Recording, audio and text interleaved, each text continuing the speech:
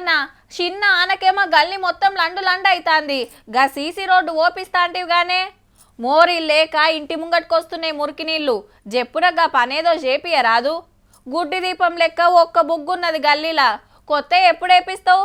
గెలిస్తే ఎమ్మటే కోతలను పట్టిస్తాంటివి ఏమాయ మరి అని అడుగుడు చాలా అయిందట. అప్పుడే పనులు చేయాలనంటే పైసలు రావాలే కదా మరి. అయితే కొత్త సర్పంచులకు కొత్త ఏడాది గిఫ్ట్ ఇస్తున్నాడు సీఎం సారు. చిన్న గ్రామాలకు 5 లక్షలు, పెద్ద గ్రామాలకు 10 లక్షలు యథావిధిగా మీ గ్రామాలకు వచ్చే నిధులు కాకుండా స్పెషల్ డెవలప్మెంట్ ఫండ్ ముఖ్యమంత్రి నిధి నుంచి సర్కార్కెళ్ళి ఊళ్ళకొచ్చే పైకం కాకుండా ఇవ్వాలాగా ముఖ్యమంత్రి ఫండ్లకెళ్ళి పంపుతాడట పల్లెలలో సవలతులు చేస్తానికి. సీసీ రోడ్లు, డ్రైనేజీలు, మంచినీళ్లు, జిగేలు అనే కరెంటు బుగ్గలు బడికో గుడికో దేనికో ఒకదానికి అక్కడికొస్తాయి. ఇక గెలిపిస్తే ఊరికి అది చేస్తాము ఇది చేస్తామని ఎన్నో హామీలు ఇచ్చిరు. ఇక మాట ఓనియకుండా మీదికెళ్ళి మూట పంపుతురు అన్నట్టు.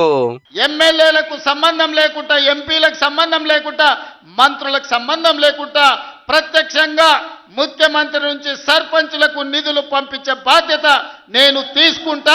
అవు మరి ఏం తక్కువ 2 ఏళ్ళు సర్పంచులు లేక ఆఫీసర్ల ఇల్లు వల్ల 7 పనులు ఆడనే పెండింగ్ లో పడ్డాయి.